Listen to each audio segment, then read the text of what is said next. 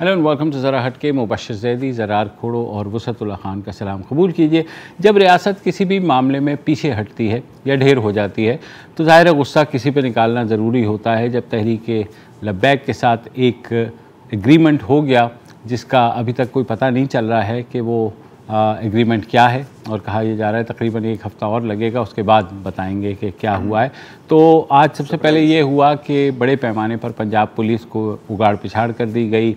जो लाहौर के CCPO हैं, DIG ऑपरेशंस हैं, बाकी शहरों के DPOs, उनको भी बदल दिया गया और कहा यह गया कि ये जो रूटीन का मैटर है और कोई ऐसा वो नहीं है। मगर साथ साथ एक समरी भी मूव की गई सूबाई असम्बली में, जिसमें तहरीक लब्बैक की को जो कलअदम करार दिया गया था अप्रैल में सूबाई काबीना में, तो उन्होंने ये तजवीज़ किया कि अब इस तहरीक के ऊपर से कलअदम होने का टैग हटेगा, यानी उनको दोबारा से एक सर्विसेज एंड जनरल एडमिनिस्ट्रेशन की तरफ से सिफारिश की गई सूबाई काबीना से कि हमें कोई ऑब्जेक्शन नहीं है अगर आप इस तंजीम के साथ जो लफ्ज़ कलअदम लगा हुआ है वो हटा दें, और अगर आपने 3 रोज़ में राय देने के पाबंद हैं, अगर आपकी राय नहीं आती तो ये समझा जाएगा कि ये समरी आपने मंजूर कर ली, यानी अप्रूवल थ्रू सर्कुलेशन जिसे कहते हैं। अच्छा, लाहौर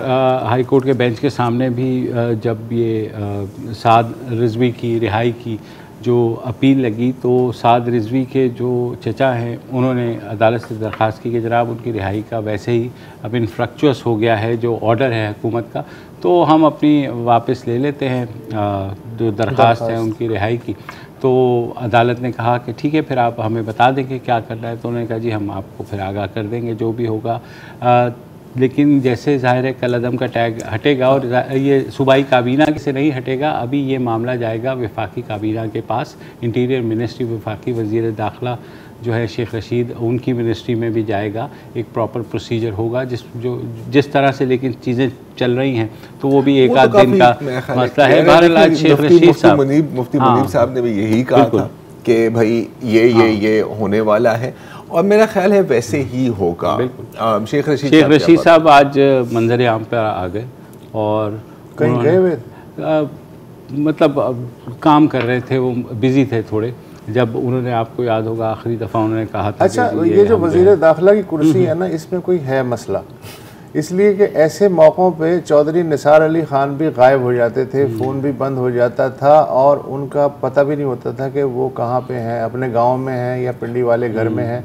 शेख साहब का भी यही है, लेकिन शेख साहब का तो एक ही घर है ना, तो ये कहाँ जाते होंगे? हाँ, आज रहमान मलिक साहब हर मौके पे पहुँचते थे, हर एक चीज़ पर बात करते थे, जहाँ उनको बात करने की ज़रूरत भी नहीं होती थी वो वहाँ ज़्यादा बात तो दोनों एक्सट्रीम्स हमने देखी हैं। तो शेख साहब आज नमूदार हुए और नेशनल पुलिस एकेडमी जो है वहाँ गए और उनसे इसी बारे में सवाल हुआ कि जनाब मुआहदे में क्या था, क्या है, तो ज़रा बताइए। तो सुनिए क्या कहना था शेख साहब का। मेरे साथ जब साद रिजवी साहब की बातचीत हुई उसमें वो कायम थे फ्रेंच एम्बेसी पे, और उनको इस चीज़ पे कायल किया गया कि हम इसको असम्बली में लाएंगे। मैंने ये दस्तखत किए हैं, मैं इस पे कायम हूँ। मुझे ये नहीं पता किससे मामला तय पा गए।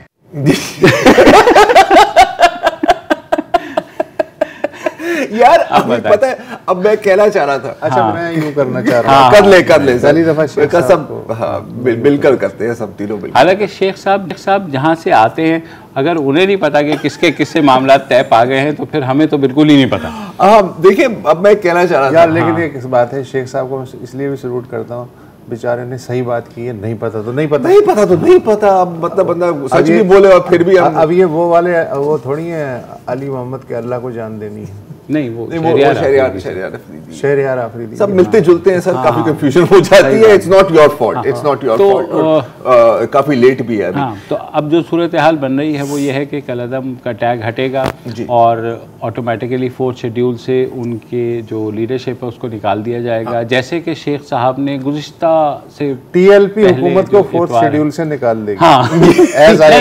TLP अभी नहीं निकाल रही, TLP अभी नहीं निकाल रही क्योंकि मुफ्ती मुनीब और रहमान TLP एनआरओ नहीं दे रही, नहीं दे रही, ठीक है ना। टीएलपी को एनआरओ मिल रहा है। अब पता नहीं मैं एनआरओ का लफ्ज इस्तेमाल कर सकता हूँ नहीं कर सकता, क्योंकि एनआरओ तो आपको पता है कि कभी नहीं देना होता है ना। मतलब वैसे आप बहुत चीजें दे देते हैं, ले तो सबके सामने ही रहे हैं चीजें। तो आई डोंट नो कि इसको एनआरओ कह सकते हैं या नहीं कह सकते। मैं कहना चाह रहा था कि ये सर्कस चल रही है, लेकिन वो भी पता है सही बात नहीं है, क्योंकि लकी नहीं लकी ईरानी सर्कस आप गए हैं? लकी ईरानी सर्कस गए हैं आप? तो गए होंगे यार। मैंने तो फट्टे पे डांस भी देखा। ये चीज पैसा वसूल होता था ना लकी ईरानी सर्कस में। यहाँ पर तो लेने के देने पड़ जाते हैं यार। ये लकी वीरानी सर्कस है।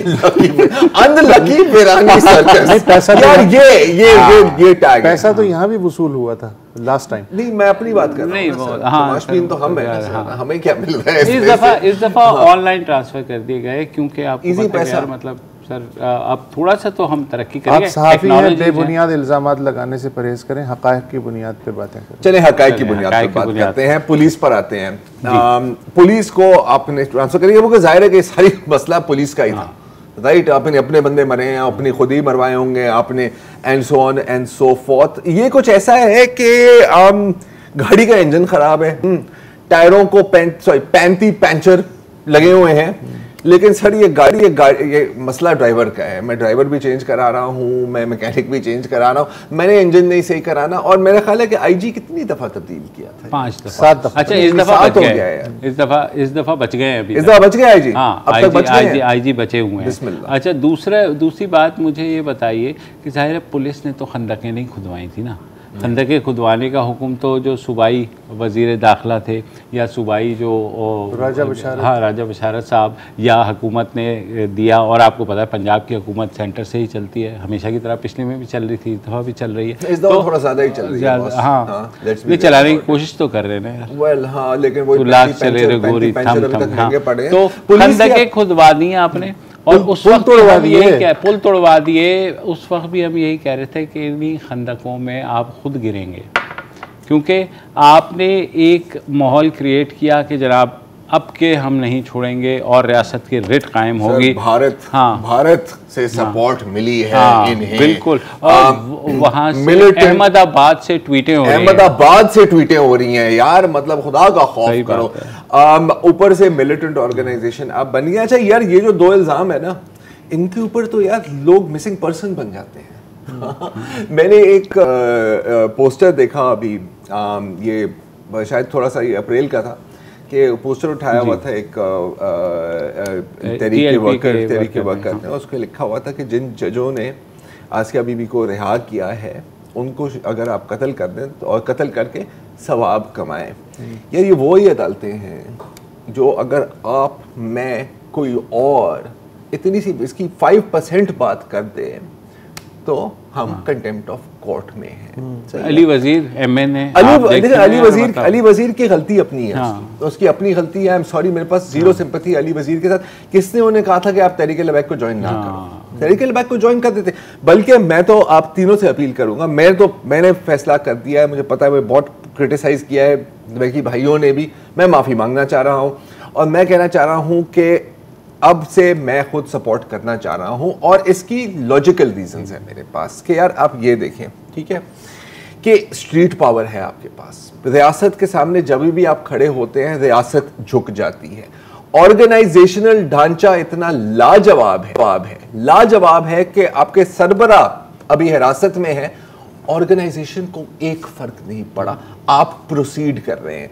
तो मैंने तो सोचा है कि और कुछ नहीं तो और दूसरी बात है कि नजरियाती तौर पर बिल्कुल क्लियर है, कोई कंफ्यूजन नहीं है सर। ये नहीं है कि आप मतलब डब्बा खोलेंगे तो उसके अंदर आईफोन नहीं बाईफोन निकलेगा, नहीं, ओरिजिनल माल है। और इनफैक्ट मैं तो ये करने वाला हूं कि कल से अपने घर की गेट के सामने ना एक बहुत बड़ा पोस्टर लगाने वाला हूं, मैं देखूंगा कौन माइका लाल आके बिजली काटता है मेरी। एंड आई वुड सजेस्ट कि हम तीनों ज्वाइन कर लेते हैं, क्योंकि वजन आपका उस वक्त बनता है ना जब आप एक ग्रुप को ले आते हैं, इंडिविजुअली ज्वाइन करेंगे तो कुछ नहीं बनने वाला। सो मेरी तो यही आज से इरादा है। और जहां तक पुलिस की आपने बात की, तो अभी हाल में ही अकील करीम डेडी साहब ने, आपको पता है बहुत बड़ी हैवी वेट है पाकिस्तान के, his heaviness, thank you very much, ने कामरान खान साहब के साथ बात की और उनसे भी कामरान भाई ने ये सवाल पूछा कि यार ये जो पुलिस वाले कत्ल हुए हैं, शहीद किए गए हैं, इनके बारे में आपका क्या ख्याल है? तो सुन लीजिए। 5 पुलिस एहलकारों के कत्ल में मुलव्विस हैं या जो कि पुलिस वालों को उन्होंने बाकायदा तशद्दुद किया है उन पर, तो उनको तो इससे भाई हमारे मुल्क में जब मॉब होता है तो कैसे हम कह सकते हैं कि किसने किसको मारा है? किलिंग दोनों तरफ हुई है, लेकिन ये किलिंग को हमें भूलना पड़ेगा।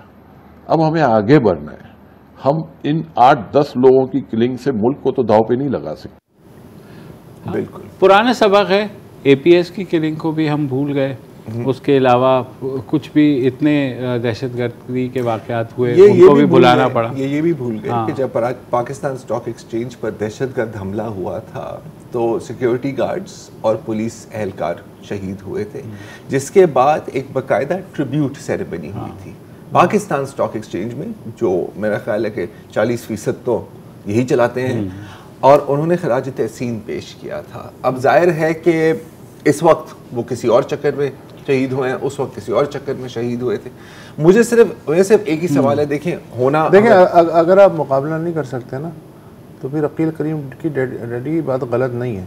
आप भूल जाएं। अच्छा, ऐसा सवाल ये है कि आपके पास भूलने के अलावा ऑप्शन क्या है? क्या आप ताक़ुब करेंगे, सजा दे पाएंगे, परसू करेंगे आखिरी कातिल तक? आप इसमें से कुछ भी नहीं कर पा रहे हैं, बल्कि आप तो माजरत कर रहे हैं कि सर गलती हो गई, ये इन्होंने जो डंडे वंडे मारे ना वो भी नहीं मारने चाहिए थे। चलो बेटी पाओ तुसी जेडे साथ शहीद का ਤੁਹਾਡੇ हथों इल्जाम है कि आपने शहीद किए। हम नहीं, इस दफा तो इल्जाम भी नहीं लगा रहे ना कि पहले ये होता था कि अकील करीम डैडी ने प्रैक्टिकल बात की। पहले ये बयान जरूर जारी होता था, पहले ये बयान जरूर जारी होता था कि तमाम लोगों को छोड़ देंगे मां सिवाय उनके जो दहशतगर्दी या पुलिस एहलकारों के कत्ल में मुलव्वस हैं। इस दफ़ा वो तकल्लुफ़ भी नहीं किया गया। हाँ, हो सकता है कि जो खुफिया एग्रीमेंट है इसके अंदर इसके बारे में कोई शिक हो सकता है, लेकिन क्योंकि खुफिया है हम इस पर बात देखो, मुझे तो लगता है जो एंटी टेररिस्ट एक्ट के तहत पकड़े गए हैं ना, वो उनके बारे में सरकारी मौक़िफ़ ये है कि जाहिर है कि अदालती प्रोसीजर के तहत वो रिहा होंगे, जो कि एक तरीका है, लेकिन हुकूमत कॉन्टेस्ट नहीं करेगी और चैलेंज नहीं करेगी, अदालत जाने।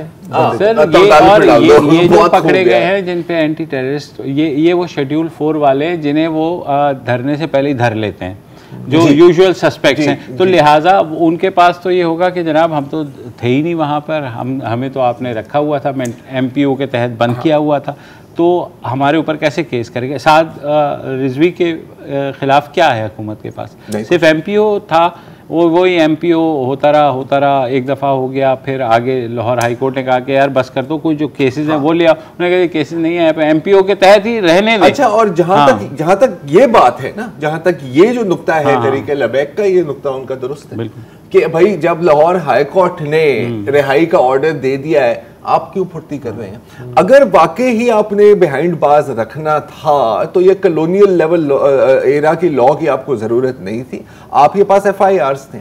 अगर वाकई आपने कलअदम करार देना था या बैन करना था तो आपने जाना था सुप्रीम कोर्ट, फिर वहां से जाना था इलेक्शन कमीशन पाकिस्तान। एक बार फिर मैं याद कराऊंगा कि जब ये हुआ था तो डॉन में एक एडिटोरियल छपा था, ban is not a solution, जिसमें एग्जैक्टली यही बातें की थी, और उस वक्त ढेर सारी गालियां खाई थी कि सर आप तो दहशतगर्दों को सपोर्ट कर रहे हैं, आप ये कर रहे हैं। अब सबको काजी फायज ईसा की याद भी आती है ना, सबको याद आ रही है। अभी मैं बैठा हुआ था, उसमें भी बात हो रही थी कि उस धरने के बारे में। अच्छा यार, अब वही लोग हैं जिन्होंने उनके खिलाफ फिर शोज भी किए थे, पूरी एक कैंपेन चली थी मीडिया पर, सोशल मीडिया पर, रेफरेंसेस फाइल हुए, सारे आपके जो वो यू वाले बाल वाले यूट्यूबर्स थे ना, वो मतलब मुछियों वाले, वो आ गए थे कि ये है वो है, ये है वो है, 1000 हैशटैग्स चले थे। अच्छा, अभी भी आप लोग गलत कह रहे हैं बाय द वे कि हुकूमत की तरफ से कोई पुलिस शोहदा के बारे में कोई बयान नहीं आया। ऐसा नहीं है, ऐसा नहीं है। गवर्नमेंट ऑफ पाकिस्तान का आप ट्विटर अकाउंट चेक करें, आप PTR का ट्विटर अकाउंट चेक करें, उसमें उनकी तस्वीरें पोस्ट की जा रही हैं।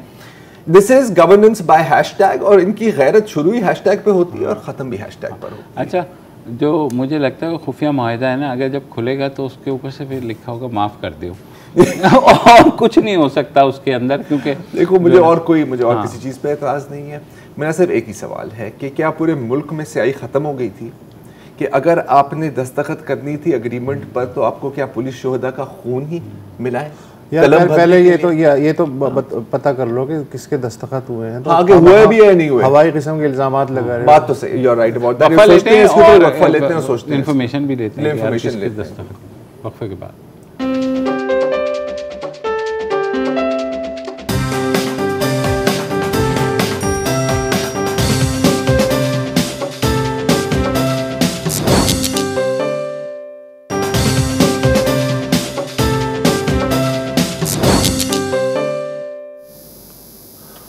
Welcome back. अच्छा, ये जो शेख रशीद साहब ने कहा है कि जी फ्रांसीसी सफारत खाने की बात हुई थी और फिर मुफ्ती मुनीब साहब ने कहा कि ये सब झूठ है, और अभी कल तुम बता रहे थे कि मुफ्ती मुनीब साहब ने एक चैनल पे इंटरव्यू देते हुए कहा कि फ्रांसी के सफ़ीर के बारे में जो है, हाँ, हुकूमत का दावा झूठ है, हुकूमत का दावा झूठ है। हाँ, क्योंकि खैर हुकूमत को वो ख़ुद नहीं पता कि खैर उसमें क्या है, लेकिन ज़राए से ये खबरें चलाई गई थी कि तहरीक लब्बैक जो है वो फ्रांसीसी सफ़ीर को निकालने के अपने दावे से पीछे हट गई, क्योंकि शेख साहब शुरू में ये कर रहे थे कि सब बातें मानी जा सकती हैं, लेकिन फ्रांसीसी सफ़ीर वाली बात नहीं मानी जा सकती, क्योंकि यूरोपियन यूनियन फिर हमसे नाराज़ हो जाएगी। तो आज फिर अपनी बात पर टिके हुए। तो वो सर देखें, जो फातेह होता है वो तो फिर उसको तो खुला आपने हाथ दे दिया ना कि भाई आप जो मर्ज़ी कहें, और कोई कॉन्ट्रडिक्शन किसी की तरफ से नहीं आ रही। दबे दबे अल्फाज में फवाद चौधरी साहब को दिल जलाने वाली ट्वीट्स कर रहे हैं 2-3 दिन से कि भाई मतलब, लेकिन वो जो फसादी लब्बैक वाला TLP वाला हैशटैग था वो साइड पे चला गया। अब जो है हमारी TLP वाला टैग चल रहा है सर। अच्छा, दूसरी बात ये है कि हम अपने दोस्त को बहुत ज़्यादा मिस कर रहे थे कल तक कि यार ये कहाँ चले गए अपने डॉक्टर शहबाज गिल साहब, लेकिन वो अब आराम से नहीं थे। वो ज़ाहिर है सियासी उमूर के मुशीर हैं, खुसूसी एडवाइज़र हैं, और उनका काम ही ये है कि सियासी हम आहंगी को फ़रोग़ देना। बिल्कुल। उसकी रोशनी में एक ट्वीट आज सामने आया है। मैं तो आपको पता है जट आदमी हूँ, ट्वीट से मेरा तो ताल्लुक़ नहीं, तुम लोग चैम्पियन हो, मैं पढ़ता हूँ, ज़रा बताओ ये क्या है, इसका सियाक़ व सबाक़ आगे पीछे क्या है। डॉक्टर साहब लिखते हैं कि ज़बानो बयान एक ही लफ्ज़ कई मानी रखता है। मसलन उन्होंने एक लफ्ज़ निकाला साफ़ी, स्वाद अलिफ साफ फे छोटी ये साफ़ी। सराइकी में झाड़ पूंछ वाले गंदे कपड़े को साफ़ी कहते हैं। पंजाबी में इसका मतलब कुछ और है। एक जुलाब और दवाई का नाम भी साफ़ी होता है। इंतहाई गंदे जायके वाली बदमज़ा चीज़ पीने से गंद मुंह के ज़रिए भी खारिज हो सकता है क़ै की सूरत में। ये जो पैगाम है ये मफाद आम्मा के लिए बयान किया गया है। अब मुझे कख पता नहीं है कि ये आगे पीछे क्या है, कि ये सहाफ़ी की क्या ज़रूरत थी एक्सप्लेन करने की। ये वैसे सहाफ़ी सलीम साफ़ी के बारे साफ करने की एक दवा होती है हमदर्द की, बहुत और बड़ी पॉपुलर दवा है। लेकिन उन्होंने देखे ये जो किया है ना, पीने से गंद मुंह के ज़रिए भी खारिज हो सकता है, तो वो तो ट्वीट से जाहिर है हैं, और मुफाद आमा के लिए ये बयान जारी किया गया है। तो मेरे ख्याल में शहबाज गिल साहब कभी मायूस नहीं करते कि वो हमेशा ऐसी कौड़ी लेकर के आते हैं। सलीम साफ़ी की तरफ इशारा है। जी, सलीम साफ़ी की तरफ ही इशारा है, क्योंकि सलीम साफ़ी हुकूमत को क्रिटिसाइज़ करते रहे और बार बार कहते हैं कि अल्हम्दुलिल्लाह मैं जो हूँ कम अज़ कम इस पूरे सेटअप को पहले दिन से ही मुखालफत कर रहा था, और इमरान खान की हुकूमत के बारे में उनका ये कहना है कि उनका ये ख्याल था कि डिलीवर नहीं करेगी। लेकिन ज़ाहिर है जब आए थे तो एक हाइब्रिड रिजीम था, सारा कुछ वो हो करके अब 3 साल के बाद हाइब्रिड भी नहीं है, रजीम भी नहीं है, पेट्रोल भी महंगा है, तो जाहिर है क्या करें। वैसे हकीकी नुमाइंदगी इस हुकूमत की अगर कोई करता है तो वो शहबाज गिल साहब ही करते हैं, specially at a time like this. मेरा ख्याल है कि बहुत ही अप्रोप्रिएट है कि आप इस तरह की बातें करें।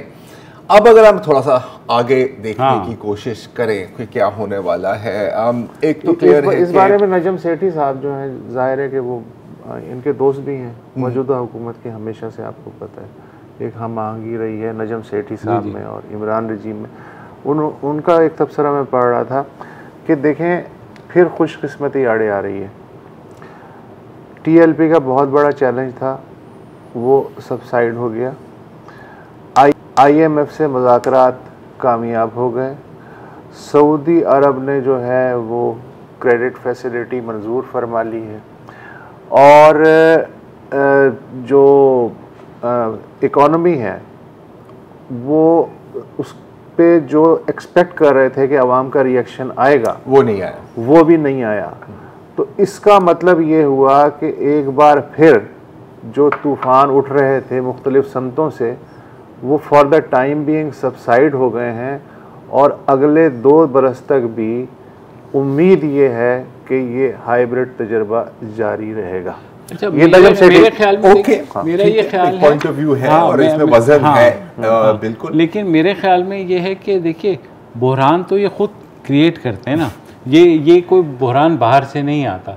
तो मैं खुद कफ़ील रहे हैं, आपको पता है, हालांकि जितनी बकौल वज़ीर आज़म के ख़ुद के जितनी सपोर्ट हमें मिली है और इस्टेब्लिशमेंट की जानिब से भी और तमाम हल्कों की जानिब से, वो किसी को अनप्रेसिडेंटेड है, किसी को नहीं मिला। अच्छा देखिए, बिल्कुल अब जहाँ बिल्कुल आप सही कह रहे हैं कि खुद ही बुरहान बनाते हैं, और जहाँ तक ये जो मौजूदा सूरत हाल है तहरीक लबैक की मैं बात कर रहा हूँ, यकीनन ये बात भी सच है कि पहले फैज़ाबाद धरने में इन्होंने मतलब हाथ से के कहा, मतलब जलती पर तेल का किरदार अदा किया था। They exploited it, magnified it, amplified it. ये जो अभी जो हो रहा है ना, इसमें मुझे थोड़ा सा शक पड़ता है, क्योंकि स्पेशली जिस तरह से जो बयानात आए थे पहले टफ वाले, ठीक है, फिर उसके बाद एक फोटोशूट सामने आती है, और उसके बाद एकदम आपको पता लगता है कि यू टर्न मुआहदा हो गया है, राइट। यार पिछली दफा भी ऐसे ही हुआ। नहीं, पिछली दफा ओए फटियां पान देंगा, उसके बाद जो है उसके बाद डिटेंशन मार के पैरी पैरी थोड़ी सी हुई थी। लेकिन my point of view is कि देखो, जैसे आपने अभी कोट किया नजम सेठी साहब को, कि हो सकता है कि ये जो क्राइसिस हैं ये ढल जाए और हुकूमत अपनी मुद्दत पूरी कर ले, ठीक है, अगली टर्म का एक अलग बात है। अब सही है, हुकूमत बच जाएगी, रियासत और अवाम का क्या होगा? और मैं एक पॉइंट ऑफ व्यू से बात कर रहा हूँ, क्योंकि ये जो एक्सपेरिमेंट हम जो अब देख रहे हैं ना, और 2017 में हमें अच्छी तरह से पता है, अब कोई मैं ये नहीं कह रहा कि किसी ने ये पार्टी क्रिएट की है, क्रिएट खुद हुई, और वो ये शुरू हुआ था सलमान तासीरी के कत्ल के बाद और फिर मुमताज कादरी के फांसी के बाद। तो जब आप कुछ लोग जब देखते हैं कि एक बड़ी मूवमेंट मोटिवेटेड, पावरफुल, अनकॉम्प्रोमाइजिंग उभर रही है, कहते हैं यार थोड़ा सा हम भी इसको अपनाते हैं, अडॉप्ट करते हैं, कोऑपरेट करते हैं, आगे धकेलते हैं। जो भी हर दफा माजी में जब ये एक्सपेरिमेंट हुई है और हमने बहुत दफा देखी है, तो होता क्या है कि जिस चीज को आप क्रिएट नहीं, लेकिन जिसको आप बूस्ट करते हैं, वो घूम फिर कर आपके ही गले पड़ती है। और एक किसी दानिश्वर ने कहा था, मेरे नाम है, कि पागलपन की डेफिनेशन क्या है, कि आप बार बार वही चीज करें इस सोच में कि नहीं सर इस दफा ना मुख्तलिफ होगा, लेकिन कभी मुख्तलिफ नहीं होता, कभी मुख्तलिफ। इसे साबित कदमी कहते हैं। हाँ, ये भी, लेकिन ये बात जाहिर है सिर्फ इमरान खान साहब के सोचने की नहीं है, औरों को भी सोचना है। बिल्कुल। एक वक्फा लेते हैं जनाब, वापस आते हैं।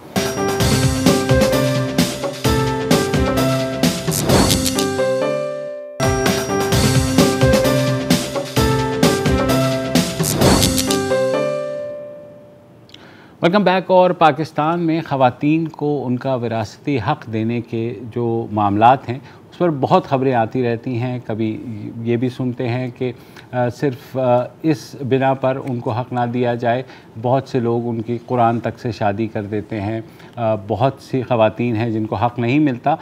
तो ऐसे में जो सेनेटर हैं सादिया अब्बासी, उन्होंने एक बिल मूव किया था सेनेट की स्टैंडिंग कमेटी में, जिसके तहत उन्होंने कहा कि ख़वातीन के विरासत के मामलात को बुनियादी हक़ का दर्जा दिया जाए और आइन में एक नया आर्टिकल 24A शामिल किया जाए, जिसके तहत ख़वातीन के जो विरासत है उसको बुनियादी हक का दर्जा दिया जाए और वो सुप्रीम कोर्ट बराह रास्त रुजू कर सके बिल्कुल हक ना मिले, अगर हक ना मिले। और बहुत सी ऐसी लातादाद जो है पटिशन्स पेंडिंग हैं सुपीरियर जुडिशरी में, लोअर जुडिशरी में, इवन सुप्रीम कोर्ट में भी, जहां ख़वातीन गई हैं मगर वो आपको याद होगा एक बहुत वायरल वीडियो हुआ था जिसमें अपनी माँ और अपनी बहन को हथौड़े से मार रहा था एक शख्स, सिर्फ इसलिए क्योंकि वो अपनी कानूनी और शरई हक मांग रहे थे। तो कल जो सेनेट की कानून और इंसाफ की स्टैंडिंग कमेटी है उसमें ये मामला आया। डॉक्टर सादिया अब्बासी ने ये बिल मूव किया मगर बदकिस्मती से मेजॉरिटी से ये जो बिल है इसको ब्लॉक कर दिया गया। सादिया अब्बासी साहब हमारे साथ मौजूद हैं। सादिया साहिबा, पहले तो हम जानना चाहते हैं ये बिल जो आपने मूव किया था तो उसके मुहर्रिकात क्या थे? देखिए, बात ये है कि हमारी कॉन्स्टिट्यूशन जो है उसका टाइटल है constitution of Islamic Republic of Pakistan. हम अपने आप को कहते हैं कि हम एक इस्लामी रियासत हैं। इस्लाम ने एक बुनियादी हक दिया है जिसको हम डिवाइन राइट कहते हैं ऑफ इनहेरिटेंस फॉर वुमेन। बिल्कुल। लेकिन हमारे मुल्क में, हमारे माशरे में जो एक इस्लामी मुमलिकत है और जिसमें ज़्यादातर लोग इस्लाम प्रैक्टिस करते हैं और ये वो लोग हैं जो पढ़े लिखे लोग हैं, ये तो गरीब का मामला ही नहीं है, उन लोगों का मामला ही नहीं है जिनके पास कुछ देने को ही नहीं। ये उन लोगों का मामला है कि जो शऊर रखते हैं, जो उम्रें अदा करते हैं, जो नमाजें पढ़ते हैं, लेकिन वो ख़वातीन के हकूक़ की जब बात आती है तो वो देने को तैयार नहीं होते। और फिर वो कई तरीके निकालते हैं कि उनको वो हक न दिया जाए। एक आपने पहले कह दिया कि जी वो कहते हैं कि जी कुरान से शादी हुई, फिर वो उनको कहते हैं कि उनकी अपनी ज़िंदगी में ही बेटों के नाम ट्रांसफ़र कर देते जी, अपनी ज़िंदगी में ही प्रॉपर्टी को बेच के और उसको इन अ वे एलियनेट कर देते हैं अपनी प्रॉपर्टी को, कि पैसे बच्चों को दे देते हैं, वो आगे से अपने किसी बच्चे के या बीवी के नाम पे खरीद देते हैं। कहते हैं हमारे पास तो कुछ है ही नहीं, हम आगे से पास ऑन क्या करें। कई दफ़ा उनसे लिखवा लेते हैं, पहले से ही उनसे लिखवा लेते हैं। कई दफ़ा उनको धमकियां दी जाती हैं, उनको डराया धमकाया जाता है, उनको क्या कहा जाता है कि हम आपसे बातचीत बंद कर देंगे, और वाकई बंद कर देते हैं, उनका आना जाना बंद कर देते हैं, उनको स्टिग्मेटाइज कर देते हैं कि जी ये क्या मसला क्या है कि जी अपना हक मांग रही। तो डॉक्टर साहब ये मुझे बताइए, सॉरी टू ख़ता कलामी माफ़, आप जब ये बिल लेकर के गई तो ताज्जुब नहीं हुआ कि जो अपने आप को रोशन ख्याल जमातें कहने वाली PTI और पीपल्स पार्टी, उनके मेंबरान ने इसकी मुखालफत की? अच्छा, इसमें सॉरी मैं तो इजाफा कर दूं, इसमें मैं तो दंग रह गई और मैं फारूक नाइक साहब पे दंग रह गई। वो कहते हैं कि जी जूरिस्प्रूडेंस में ये गुंजाइश ही नहीं है, ये आप इंडिविजुअल हक की बात कर रहे हैं, उसको फंडामेंटल राइट बना रहे हैं। मुझे तो ये समझ इंडिविजुअल हक और फंडामेंटल राइट्स में क्या फर्क है? एग्जैक्टली यही तो बात है ना। मैंने उनको मैंने कहा कि जनाब, अमेरिका में एक काली खातून थी रोजा पार्क्स के नाम से, तो सिविल लिबर्टीज की एक मूवमेंट शुरू हो गई, because she went and said कि I will not accept discrimination, I will not accept कि जी सेपरेट जगह हो ब्लैक्स के लिए और वाइट्स के लिए। जब अबॉर्शन का बिल आया तो एक खातून की उस पे एक पूरी राइट क्रिएट कर दी गई खवातीन के लिए। लेकिन बात ये होती एक राइट पर ही तो सब क्लास एक्शन होता है। अच्छा सादिया साहिबा, मुस्तफा नवाज खोखर ने आपकी हिमायत की, ठीक है, फिर आजम नवाज ने की, और हमारे जो PMLN के हैं मुसद्दिक मलिक साहब खुल के की, ठीक है, उन्होंने भी की। अच्छा, मुसद्दिक मलिक साहब ने तो बिल्कुल कहा कि जी ऐसी कौन सी, मतलब उन्होंने कहा कि ऐसी कौन सी इसमें बात है कि जो स्टेट से या इस हुकूमत से हम कोई चीज छीन रहे हैं। हम तो उन्होंने कहा क्रेडिट आप लोगों को जाएगा इस बिल का, क्योंकि आपके दौरे हुकूमत में ये होगा। अच्छा सादिया साहिबा, सॉरी बात काट रहा हूँ, आजम स्वाति रेलवेज मिनिस्टर जो हैं, उन्होंने फिर कहा, जो कम से कम जो रिपोर्ट किया गया है, कि इसके लिए तो कवानीन पहले से ही मौजूद हैं, और फारूक नाइक साहब ने फिर आजम स्वाति की हिमायत की, और फिर ये जो अजीब व गरीब बात की है फंडामेंटल राइट्स की जो आप हमें बता रही हैं, क्या ये दुरुस्त है? क्या जो मौजूदा कवानीन हैं उसमें इतनी इस किस्म की प्रोटेक्शन है जो आप इस बिल में शामिल करना चाह रही थी? देखिए, मैं हम तो जो रियल लाइफ एक्सपीरियंस है ना, मैं as profession wise I am a lawyer. ठीक।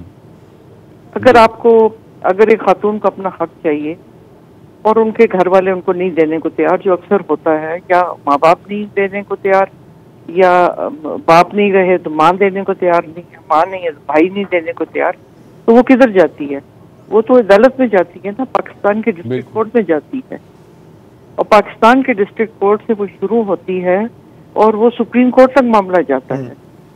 एक बड़ा मशहूर केस है, मर्दान की एक फैमिली थी, उनकी खवातीन को नहीं दिया गया। 28 साल के बाद सुप्रीम कोर्ट ने फैसला किया और कहा कि हाँ जी, इनका हक तो बनता था। तो उनके जो ग्रैंड चिल्ड्रन थे, उन्होंने कहा कि ये जो जजमेंट है इसको रद्दी की टोकरी में डाल दें, क्योंकि जिनके लिए हमारी जिन्होंने हक मांगा था वो भी इस दुनिया में नहीं गई, उनकी औलादें भी इस दुनिया में नहीं गए। आज हम खड़े हैं जहाँ प्रॉपर्टी नहीं गई, तो हमें हमारा हक उस चीज का दिया जा रहा है जो कागज पे भी अब एग्जिस्ट नहीं कर रहा। तो कौन से कवानीन हैं कि जो ये प्रोटेक्शन दे रहे? तो बात ये थी कि हम मैंने ये कहा था कि एक positive affirmation by the state of Pakistan that we recognize the fundamental right of women। तो अब कोई उम्मीद बाकी है या ये बिल जो है किल हो गया है? जी सॉरी, कोई उम्मीद बाकी है या ये जो बिल है आपका मुसवदा ये किल हो गया? उन्होंने डिफीट कर दिया। उन्होंने कहा कि जी वोटिंग करवाएं इस पे, और उन्होंने डिफीट कर दिया। तो कौन से लोग थे जिन्होंने इसके खिलाफ वोट दिया? जी एसएम जफर साहब के साहबजादे अली जफर, फारूक नाइक, आजम स्वाति और बाबर कोडा एक हैं गवर्नमेंट की साइड से, एक खातून है समीना मुमताज गवर्नमेंट की साइड। वो बाद में मुझे कह रही थी कि मैं उस वक्त मौजूद नहीं थी, बट आई डोंट नो। ये जो और एक कोई और साहब बैठे हुए थे, उनका नाम अब मुझे याद नहीं आ रहा। तो उस बेसिस पे अली जफर ने कहा कि जी मेजोरिटी जो है वो ये कह रही है कि इसको डिफीट किया जाए, तो उन्होंने डिफीट कर दिया। अच्छा, सादिया साहिबा जो अभी कह रही हैं ना, तो उनके हक में एक है खबर, और इनफैक्ट एक जजमेंट आई है सितंबर 2021 को आई थी। सादिया साहिबा अब यकीनन इससे वाकिफ होंगे कि सुप्रीम कोर्ट के सामने एक केस आया था। हुआ क्या था कि 1935 में एक शख्स ने ईसा खान ने अपनी जो ज़मीन थी, अपना जो घर था, अपने बेटे के नाम पर ट्रांसफ़र कर दिया। ठीक है, और ये उनके अपनी दो बेटियों को कोई शेयर नहीं दिया। अच्छा, उन्होंने अपनी हयाती में नहीं कोई बात की, वही जो वजूहत हैं जो अभी सादिया साहिबा बोल रही थी, ऐसा ही कुछ हुआ होगा। उनके जो दो बच्चे थे, उन्होंने 2004 में ये केस फाइल किया, और अब पहले सिविल कोर्ट ने कहा कि जी बिल्कुल सही है, लेकिन हाई कोर्ट ने उसको रिजेक्ट कर दिया। और फिर जब सुप्रीम कोर्ट के पास आया तो सुप्रीम कोर्ट ने फैसला दिया, अभी की बात है, कि अगर कोई खातून अपनी हयाती में अपना हिस्सा नहीं क्लेम करती तो उसके बाद आप कर ही नहीं सकते। तो हाय, सोने पे सुहागा। बहुत शुक्रिया डॉक्टर साहब। देखिए, मैं इस पे भी मैं कहना चाहूंगी, जी मैंने एक जजमेंट मोशन फाइल किया था। ओके। और मैंने कहा था कि ये जो जजमेंट सुप्रीम कोर्ट से आई है, it is against the principles of Islam, इसलिए कि जो राइट ऑफ इनहेरिटेंस है, it can not be extinguished. उसमें कोई लिमिटेशन नहीं है टाइम की, उसमें कोई गुंजाइश ही नहीं है कि आप किसी को अगर हक नहीं दिया गया तो वो ख़वातीन क्यों नहीं मांगती हैं हक? इसलिए नहीं मांगती हैं कि उनके ऊपर इतने सोशल प्रेशर्स होते हैं कि वो बोलती नहीं है, और जो बोलती हैं उनको बुरा भला कहा जाता है, उनको स्टिग्मेटाइज किया जाता है। उनके ऊपर हर किस्म के मॉरल प्रेशर के अलावा फिजिकल प्रेशर उन पे बिल्कुल। और जब इसको सही करने के लिए आप बिल पेश करते हैं, उसको बहुत बहुत शुक्रिया सादिया अब्बासी साहिबा, एटलीस्ट यू ट्राइड।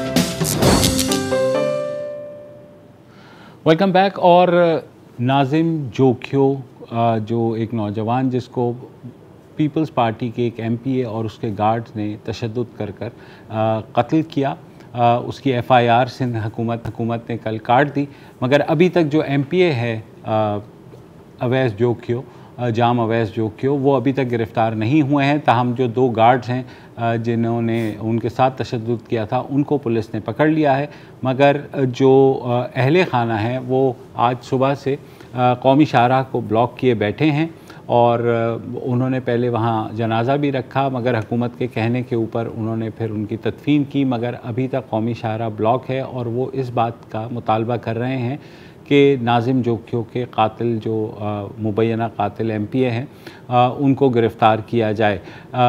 आज यही सवाल वज़ीर इत्तलात सिंध के सईद गनी, उनसे भी पूछा गया हुकूमत क्या कर रही है, तो पहले उन लेते हैं। पाकिस्तान पीपल्स पार्टी के सिटिंग MPA का नाम उस FIR में मौजूद है और सिंध हुकूमत इस बात को यकीनी बनाएगी कि उसके लवाहिकीन को इंसाफ मिले। पूरी सिंध हुकूमत इस जालिमाना इक़दाम में उस मजलूम के साथ खड़ी है और हम इस बात को यकीनी बनाएंगे कि गैर जानिबदार और ट्रांसपेरेंट उसकी इंक्वायरी हो और अगर हमारा MPA भी उसके अंदर मुलविस है तो कानून के मुताबिक उसके खिलाफ कार्रवाई होनी चाहिए। बिल्कुल अच्छी बात है, एश्योरेंस है, मगर यह है कि action speak louder than word. तो एक्शन अभी तक कुछ नहीं हुआ है। मैंने पूछा भी हुकूमती ओहदेदारान से कि वो MPA कहाँ हैं, तो मुझे जवाब ये मिला कि उनका फ़ोन बंद है। अब फ़ोन बंद है तो सर हम कैसे ढूंढ सकते हैं? सर अब बंद फ़ोन वाले को आप कहाँ से ढूंढेंगे? हाँ, अब ज़रूर किसी और की औटाक के किसी और के डेरे में बैठे होंगे आराम से। आप देखें अपने डेरे में बैठे होंगे, ये भी हो सकता है। अब देखें बयान आ गया है, लेकिन बयान नाकाफ़ी है। जो लव्ड वंस हैं, जो इनके जो बिरादरी वाले हैं जिन्होंने रोड ब्लॉक किया हुआ है, उनका जो मौक़िफ़ है वो 100% दुरुस्त है। जब तक जो मरकज़ी किरदार है और जिसका नाम FIR में है, अगर वो गिरफ्तार नहीं होगा और अगर ये गेम चल रही है कि जी 2 दिन वेट कर लेते हैं, 3 दिन वेट कर लेते हैं ताकि थोड़ा सा सोशल मीडिया का तो वैसे ही कम ही फोकस है, लेकिन सोशल मीडिया का फोकस कहीं और हट जाएगा और फिर बिठा के ना कहीं कोई खुफिया जिरगा करा के या कचहरी करा के आप बिठा के सुलह सफाई कर देंगे और फिर उस सुलह सफाई के बाद जो लोग ज़्यादा आवाज़ उठा रहे हैं उनको फिर 1 by 1 हम डील करेंगे, क्योंकि आखिरकार आप इधर ही तो सिनेरियो ये है। सिनेरियो क्या है कि अवैस साहब गिरफ्तार हो जाएंगे, प्रेशर मुस्तकिल है, गिरफ्तार हो जाएंगे, गिरफ्तारी शो हो जाएगी उनकी। उसके बाद केस चलेगा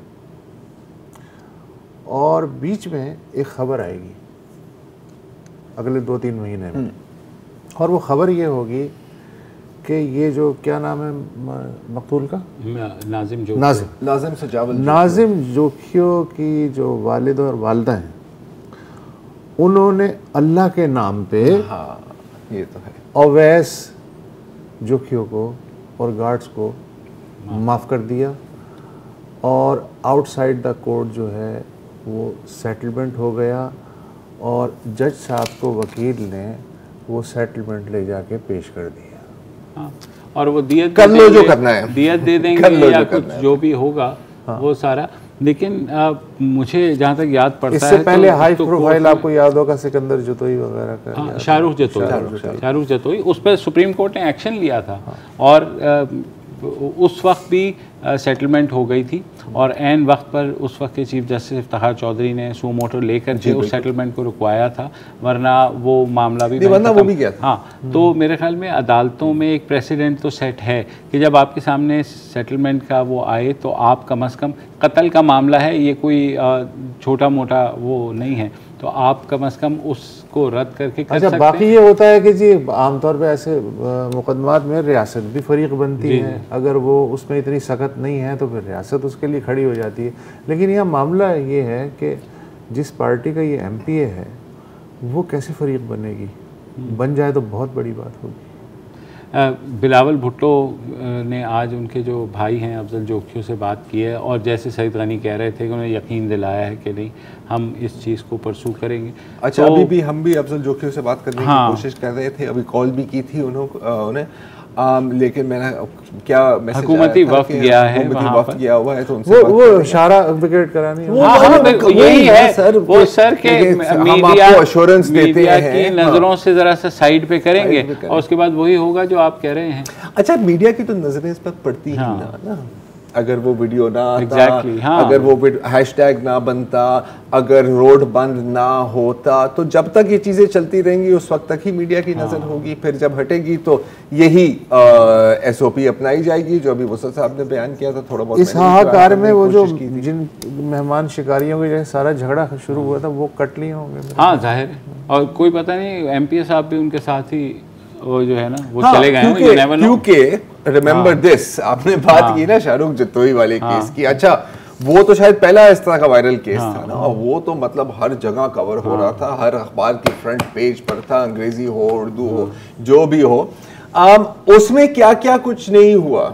हाँ, आपको याद है भाई, फरार होके तो वही चले गए। और मेरा ख्याल है कि उस वक्त बिलावल हाउस के प्रोटोकॉल अफसर उनके साथ थे, उनको अंदर बकायदा एस्कॉर्ट करके गए थे। ये हुआ था, फिर माफीनामा हुआ था, और फिर जैसे आपने बयान किया, फिर इफ्तिखार चौधरी बीच में आ गए। अब क्या हर एक केस में भी यही करना है? उसके बाद जो जेल की आपको याद है तस्वीरें आई थी उनके, LCD लगे हुए हैं, भाई साहब चारपाई पे सुकून से लेटे हुए हैं, मालशे चल रहे हैं। तो ये जाहिर है इस मुल्क में क्योंकि कमज़ोर के लिए अलग कानून है और ताकतवर के लिए अलग कानून है, तो हमेशा जीत ताकतवर की होती है। बदकिस्मती है, मगर जिस तरह से मामला उठाया गया, हम उम्मीद ही कर सकते हैं एक दफ़ा फिर कि शायद जो है इस दफ़ा पीपल्स पार्टी जो ख़ुद को अलमबरदार कहती है इंसानी हकूक़ की, और वो अपने आप के सईद गनी साहब ने भी यकीन दिलाया, तो कम अज़ कम गिरफ़्तार ही कर लें। पहला टेस्ट तो गिरफ़्तारी है, ठीक है ना। पहला टेस्ट ये नहीं है कि हो जाएंगे सर, वो तो नहीं, सही कह रहे हैं, हो जाएगी। और घूम फिर कर अगर ये मलबा किसी पर सोशल मीडिया की आग ठंडा करने के लिए कर देंगे। और अगर कुछ किसी को इसमें कोई सजा मिलनी भी है, I hope I am wrong, I don't think so, नहीं सजा तो गार्ड्स को मिलेगी। सजा तो मिल सकती है, लेकिन वो जो बेचारे वरसा है ना मकतूल के, वो अल्लाह के नाम पे माफ कर देंगे।